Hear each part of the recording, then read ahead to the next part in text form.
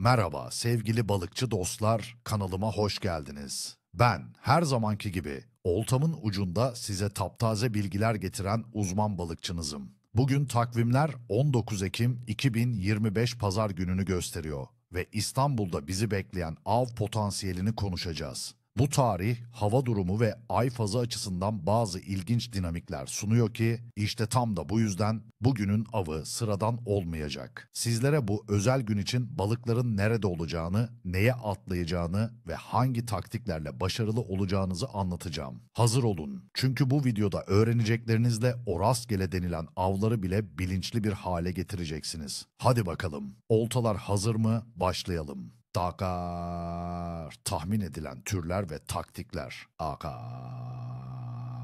Palamut, bonito ve lüfer bluefish. Sevgili dostlar, sonbahar denince akla gelen ilk türlerden ikisi palamut ve lüfer Ekim ayının gözde balıkları olmaya devam ediyor. Özellikle İstanbul Boğazı ve Marmara Denizi'nde bu türler için iyi bir hareketlilik bekleyebiliriz. Nerede aramalıdır? 19 Ekim'de hava durumunun biraz kapalı ve yağmurlu olması palamut ve lüferi yüzeye yakın avlanmaya itebilir. Genellikle akıntılı yerlerde su altı yapılarının etrafında veya derinliklerin birdenbire arttığı meralarda yem ararken bulabilirsiniz. Özellikle sabah erken saatler ve akşamüstü sularının kararmaya başladığı zamanlar yüzeye yakın veya orta su kolonunda aktif olabilirler.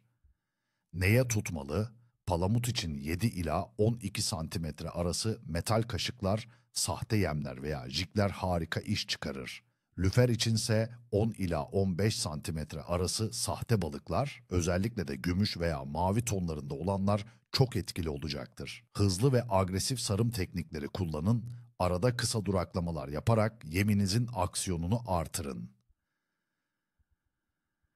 Uskumru, makerel, uskumru Ekim ayında sofralarımızın vazgeçilmezi. 19 Ekim'de uskumru avı da keyifli geçebilir. Nerede aramalı? Bu yüzden çıkın doğaya, atın oltanızı ve her anın tadını çıkarın. Rastgele. Videoyu beğenmeyi, kanalıma abone olmayı ve bildirim zilini açmayı unutmayın ki yeni av tahminlerimden ve taktiklerimden ilk siz haberdar olun. Ayrıca siz bu 19 Ekim'de nereye gideceksiniz? Hangi balığı hedefliyorsunuz? Yorumlarda benimle ve diğer balıkçı dostlarla paylaşın. Belki sizin de küçük bir hileniz vardır. Hadi bakalım, yorumlarda buluşalım. Nefes alsın yeter diyenlere selam olsun. В тези сурови условия, далеч от човешката суета, той постига неимоверна святост. Разказват се предания, че дивите зверове, мечки и вълци не му причинявали вреда, а кротко се приближавали до него, усещайки неговата безгранична доброта и духовност. Той ги укротявал с молитва, превръщайки ги в част от своята отшелническа обител. Славата му се разнася мълниеносно. Хора от всички краища на България, включително и самият цар Петър Пирерси, започват да търсят неговия съвет и благословия. Царят му изпраща храна и злато, но Свети Иван, верен на своя аскетизъм, отказва да приеме даровете, освен малко плодове за своите ученици, показвайки, че духовните богатства са много по-ценни от земните. Вместо това, той изпраща писмо на царя, което е истински духовен завет, учейки го на смирение, милостиня и справедлива власт. Чудесата, които извършва, са многобройни. Изцелява безнадежно болни, прогонва зли духове, връща зрението на слепи, облегчава страданията на страдащи. Всеки, който идва при него с чиста вяра, намира утеха и изцеление. Хората вярват, че дори след смъртта му, неговите мощи ще продължат да излъчват чудотворна сила.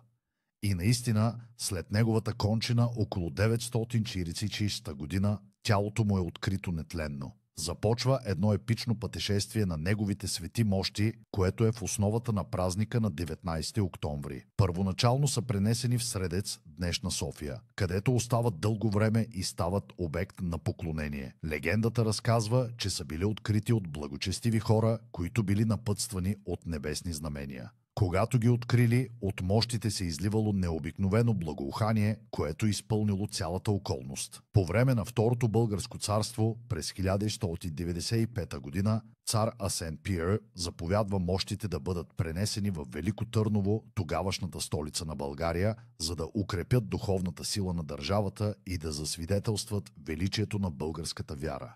Сънища, свързани с вода. Чиста течаща вода, пиене на вода. Предвещават здраве, пречистване и ново начало. Това може да е знак за изцеление от болест или за разрешение на стари проблеми. Мътна или застояла вода обаче предупреждава за трудности и препятствия. Ако видите в съня си образа на старец, монах или човек в бели дрехи, това е благословение от светеца или предупреждение да се замислите върху духовния си път. Може да получите важен съвет или да ви се посочи правилната посока. Сънувате, че сте в планина или гора. Знак за духовно извисяване, уединение и търсене на истината. Може да предвещава пътуване или период на вътрешна промяна. Ако сънувате животни, особено дивино кротки, това е знак за хармония с природата, защита и благополучие. Ако животните са агресивни, това може да е предупреждение за предстоящи изпитания.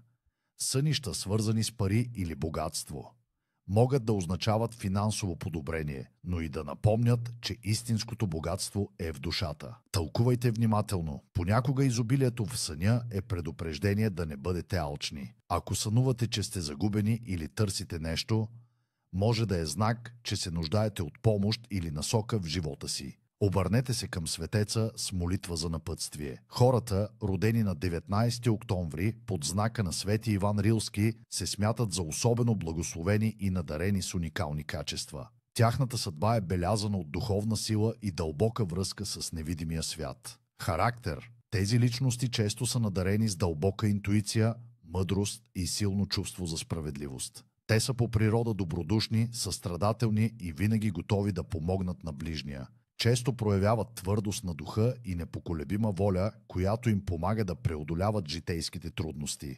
Те не се страхуват от самотата и често намират утеха и вдъхновение в уединение. Съдба. Счита се, че родените на този ден са под закрилата на Свети Иван Рилски, те са предпазени от зли сили и нещастия. Какво ще ви трябва? Една зелена свещ, монета, чиста, малка чинийка, кибритени клечки, кога и как да се проведе. Вечерта на 19 октомври, след залез слънце, поставете свеща на чинийката, сложете монетата до свеща. Запалете свеща, като си представите как пламъкът привлича късмета към вас. Текст на заговор. Молитва. Свети Иване, просвети пътя ми, донеси ми късмет. Както огънят гори, така и моето благополучие да расте. Тази монета да привлича пари, а делата ми да спорят. Нека доброто да се умножава, а злото да изчезва. В името на светеца нека бъде. Амин. Какво да правите след това? Оставете свеща да догори до край. Монетата носете със себе си в портмонето като талисман за късмет, никога не я харчете. Пепелта от свеща може да разпръснете на открито място, където тече вода, река, поток, за да отнесе тя всички препятствия. На този ден трапезата е символ на изобилие и благодарност. Макар да не е строго определен пост, обичаят повелява храната да е по-скромна и чиста. Питка или обреден хляб. Често се приготвя обреден хляб или пита с късмети, символизираща плодородието и благодатта. Може да се украси с кръст или други символи. Това е начин да се отдаде почит на земята, която ни храни. Боб и други бобови култури. Традиционно се сервират ястия с боб, леща или нахут, които са символ на здраве и издръжливост, както и на скромния живот на светеца. Бобът е бил основна храна за монасите и отшелниците, носейки в себе си силата на земята, сезонни зеленчуци и плодове. Ястия от есенни зеленчуци, тиква, зеле, картофи, моркови. Може да се приготви печена тиква с мед и орехи като десерт, която е символ на есенната щедрост. Безместни ястия. Дори и да не е строг пост, често се избягва месото, за да се запази чистотата на духа, вдъхновена от аскетичния живот на Свети Иван Рилски. Вместо това се приготвят рибни ястия, ако денят позволява, или постни манджи. И така, скъпи приятели, нашето пътешествие в мистичния 19 октомври приключва. Надявам се, че успяхме да открехнем завесата пред тайните на този ден и да почувстваме величието на Свети Иван Рилски. Нека неговата светлина осветява пътя ви, а неговата благодат ви пази от всяко зло. Помнете, че всеки ден носи със себе си своите уроци и своите тайни, а нашата задача е да ги разчитаме с мъдрост и отворено сърце. До следващия път, когато отново ще се потопим в света на древните предания.